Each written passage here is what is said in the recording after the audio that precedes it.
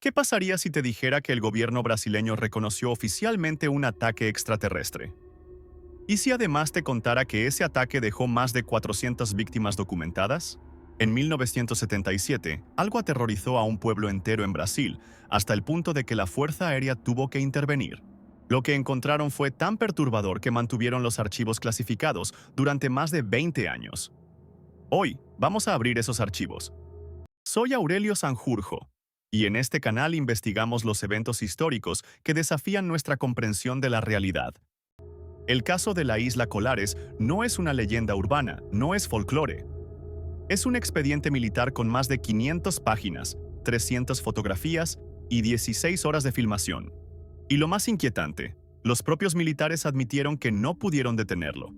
Pero antes de sumergirnos en lo que realmente sucedió, necesitas entender algo crucial.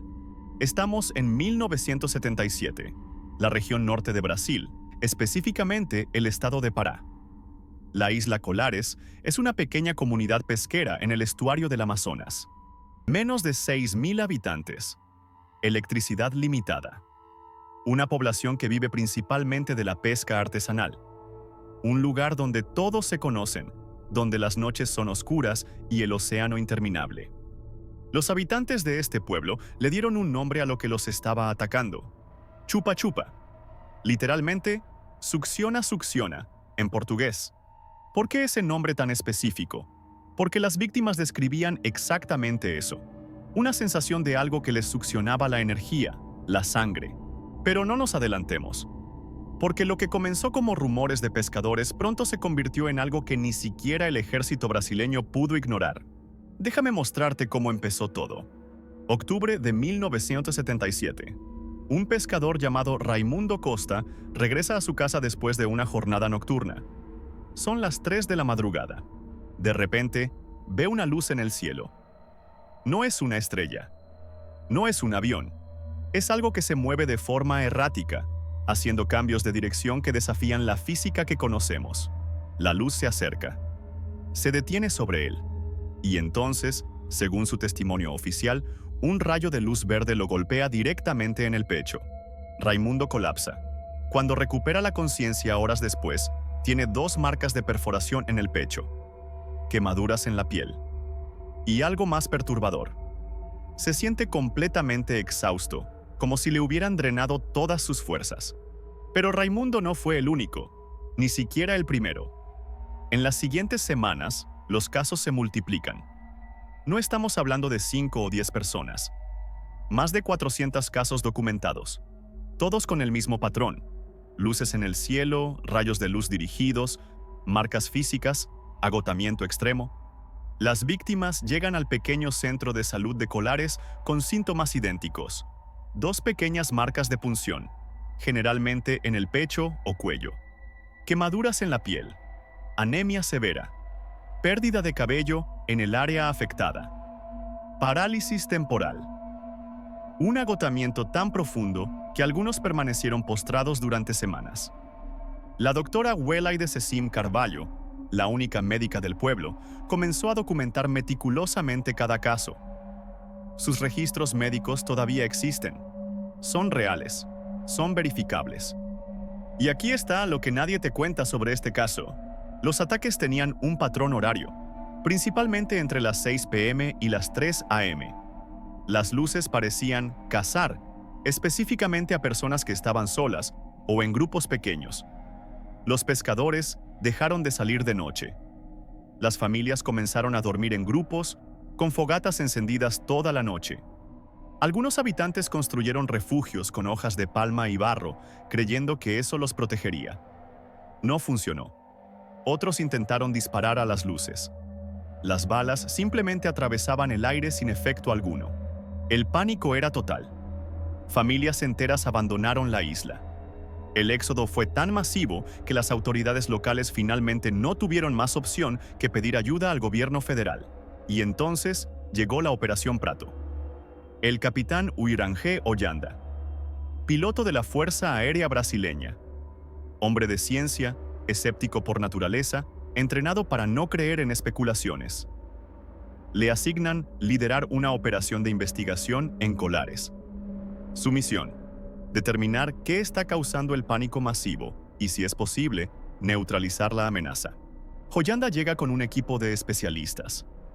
Traen cámaras fotográficas, equipos de filmación, instrumentos de medición, detectores de radiación. Durante los siguientes 4 meses, el equipo de Hollanda fotografió y filmó más de 100 apariciones de objetos no identificados. No estamos hablando de luces distantes y borrosas. Estamos hablando de objetos con formas definidas, discos, cilindros, esferas que emitían luces de diferentes colores. Pero espera, porque lo que viene a continuación es la parte que el gobierno mantuvo en secreto durante décadas. En 1997, 20 años después de los eventos, el capitán Hollanda finalmente habló públicamente. Dio una entrevista de 4 horas a investigadores brasileños. Sus palabras fueron escalofriantes. Vimos objetos a 30 metros de distancia, objetos del tamaño de un autobús escolar flotando completamente silenciosos. Los fotografiamos, los filmamos. Algunas noches veíamos hasta 4 objetos diferentes simultáneamente. Hollanda describió objetos que emitían rayos de luz de diferentes colores: rojo, verde, azul, amarillo. Estos rayos se dirigían hacia el suelo, hacia las casas, hacia las personas, como si estuvieran escaneando, buscando algo. Pero hay algo que Hollanda reveló en esa entrevista que rara vez se menciona. Algo que sugiere que esto fue mucho más complejo de lo que nadie imaginaba. Según Hollanda, en múltiples ocasiones los objetos parecían responder a señales luminosas. El equipo militar probó usar linternas potentes, enviando patrones de luz. Los objetos respondían. No siempre de la misma manera, pero respondían. Era como si estuviéramos intentando comunicarnos con algo que no entendía nuestro idioma, explicó Hollanda, pero que sabía que estábamos intentando decir algo. El equipo reportó sus hallazgos a sus superiores en Brasilia. Las órdenes que recibieron fueron claras: continuar documentando, pero no tomar acción hostil. Solo observar. Pero observar no detuvo los ataques a civiles. Las luces seguían apareciendo. Las personas seguían siendo afectadas. Y entonces ocurrió el incidente que hizo que todo cambiara. Una mujer de 32 años llamada María López estaba en su casa con sus 3 hijos. Eran las 8 de la noche. De repente, una luz intensa iluminó completamente su habitación. Sus hijos comenzaron a gritar. Según su testimonio, un rayo de luz roja la golpeó directamente en el pecho. Sintió un calor intenso. Sus piernas cedieron. Cayó al suelo, consciente pero completamente paralizada. Sus vecinos, alertados por los gritos de los niños, llegaron minutos después. Encontraron a María en estado de shock, con 2 marcas de quemadura en el pecho que aún humeaban. Literalmente humeaban. La llevaron de urgencia al centro médico. La doctora Cecim la examinó. Las quemaduras eran de 2º grado. Pero había algo más. Su nivel de hemoglobina había caído dramáticamente, como si hubiera perdido sangre, aunque no había sangrado. Este caso, documentado por el equipo de Hollanda con fotografías y testimonios múltiples, fue enviado a Brasilia con clasificación de máxima urgencia. La respuesta del alto mando fue inesperada. 3 semanas después del incidente de María López, la Operación Prato fue abruptamente cancelada. El capitán Hollanda y su equipo recibieron órdenes de regresar a la base. Todos los documentos, fotografías y películas fueron confiscados y clasificados como alto secreto. Hollanda fue transferido a otra base. Los miembros de su equipo fueron dispersados por diferentes regiones de Brasil. Todos firmaron acuerdos de confidencialidad bajo amenaza de corte marcial.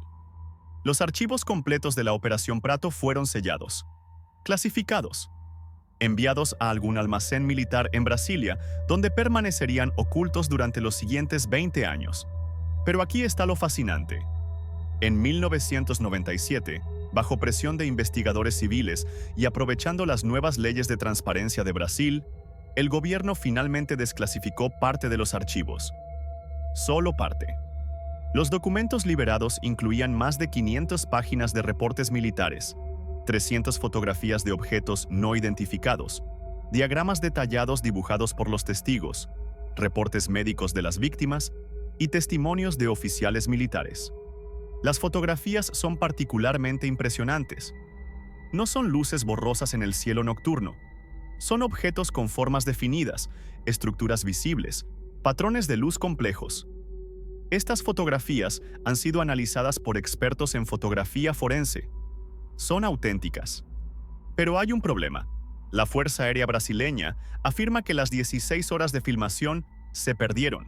Simplemente desaparecieron de los archivos. Conveniente, ¿no? El capitán Joyanda, en su entrevista de 1997, confirmó que esas filmaciones existieron. Entonces, ¿dónde están esas filmaciones? Aquí es donde la historia toma un giro aún más oscuro. En octubre de 1997, 3 meses después de dar su reveladora entrevista, el capitán Uirangé Joyanda fue encontrado muerto en su casa. La causa oficial: suicidio por ahorcamiento. Su familia rechazó inmediatamente esta conclusión. Joyanda estaba en buen estado de ánimo. Había estado planeando escribir un libro sobre sus experiencias. No mostraba signos de depresión. No hubo autopsia independiente. El caso fue cerrado rápidamente. ¿Coincidencia? ¿Consecuencia? Nunca lo sabremos con certeza. Pero la historia no termina ahí. La doctora Weleide Sesim Carvalho, la médica que trató a las víctimas, continuó investigando los efectos a largo plazo. Descubrió que muchas de las personas afectadas desarrollaron problemas de salud crónicos: anemia persistente, problemas cardíacos, debilitamiento del sistema inmunológico. En algunos casos, cánceres agresivos. Al menos 3 personas que fueron víctimas directas de los ataques murieron en los años siguientes con síntomas que los médicos no pudieron explicar completamente.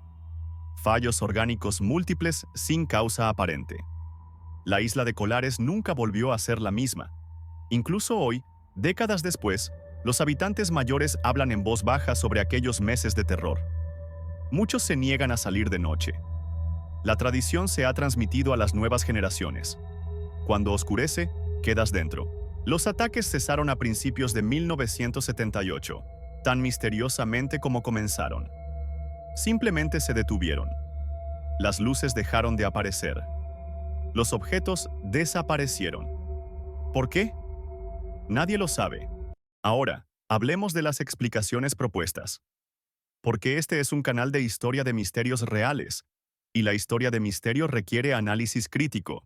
Algunos científicos han sugerido que podría tratarse de descargas eléctricas atmosféricas raras, quizás relacionadas con la actividad tectónica de la región. El problema: esto no explica los objetos con formas definidas, las maniobras inteligentes, ni los patrones de comportamiento documentados. Y luego está la explicación que el propio capitán Joyanda llegó a considerar seriamente: tecnología no humana. Objetos que desafían nuestra comprensión de la física. Comportamiento que sugiere inteligencia. Una aparente capacidad de interactuar con humanos de maneras que no comprendemos. Todos estos casos tienen algo en común: documentación militar oficial, múltiples testigos entrenados, evidencia física y gobiernos que inicialmente clasificaron la información. Colares fue solo el más intenso, el más concentrado, el más violento. Entonces, ¿qué ocurrió realmente en la isla Colares en 1977? La respuesta honesta: no lo sabemos con certeza, pero esto es lo que sí sabemos. Más de 400 personas fueron afectadas físicamente. Médicos documentaron las lesiones. Militares fotografiaron objetos desconocidos. El gobierno brasileño reconoció oficialmente que algo inexplicable ocurrió. Los archivos existen, son públicos. Puedes verlos tú mismo. Lo que sea que aterrorizó a Colares durante aquellos meses no fue imaginación. No fue folclore. Fue algo real. Algo que dejó cicatrices físicas y psicológicas que perduran hasta hoy. Y quizás lo más perturbador: podría volver a ocurrir. Si este caso te ha impactado tanto como a mí, compártelo. Deja tu opinión en los comentarios. ¿Qué crees que sucedió en Colares? ¿Fenómeno natural? ¿Tecnología avanzada? ¿Algo más allá de nuestra comprensión actual? Y recuerda, la próxima vez que veas una luz extraña en el cielo nocturno, pregúntate: ¿estoy observando o estoy siendo observado?